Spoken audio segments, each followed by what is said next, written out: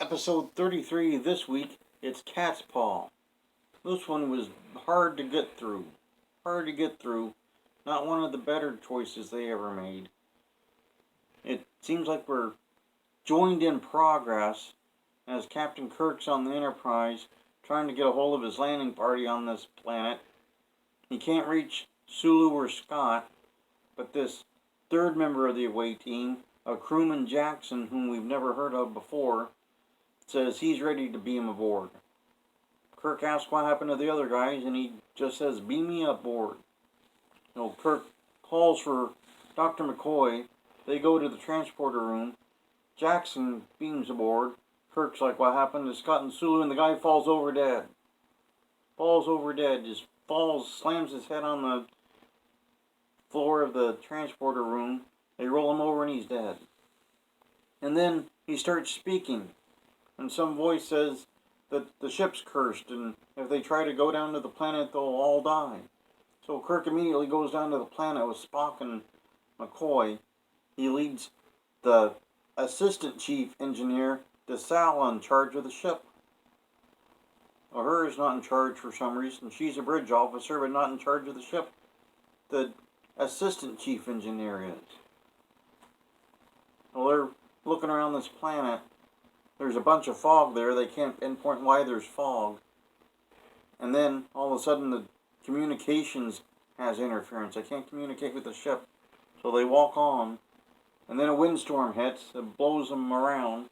And they stumble upon some castle. They go in the castle and there's a pussycat.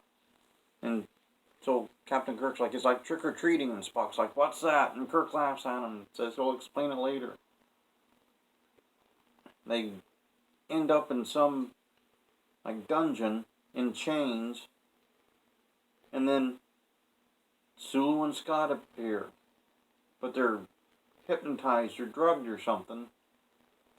They get released, but Scott holds a phaser on them, takes them to some guy, Koroth, and he says that his people had come to this planet, and now they controlled it, and they could do all kinds of wizardy things.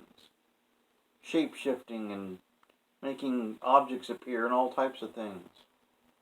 And this pussycat turned into a woman named Sylvia.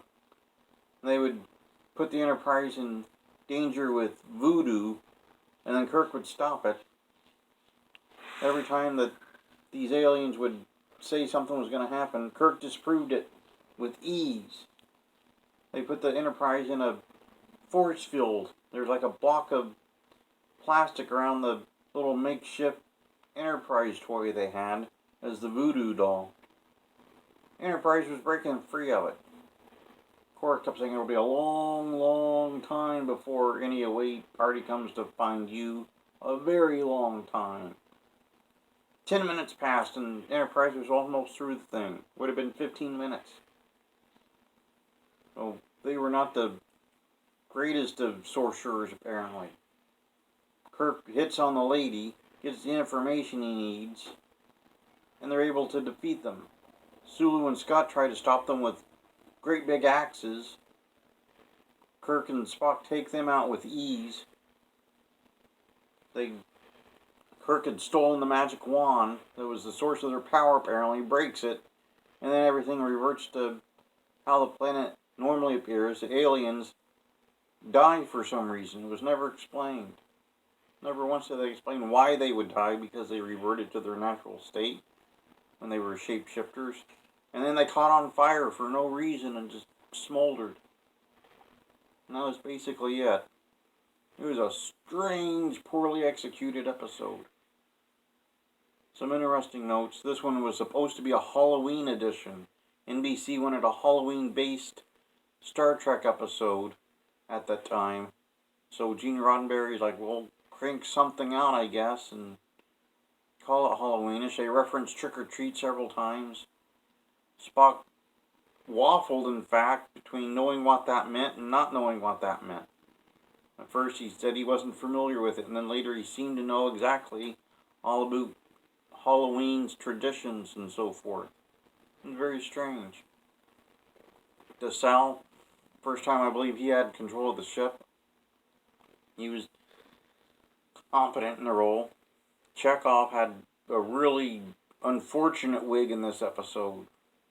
Really unfortunate wig. It bordered on the bizarre. Uhura was back in communications after an absence of a week. All the regulars appeared in this one except for Nurse Chapel, but we got the Sal out of it. Well, pretty much that's episode 33.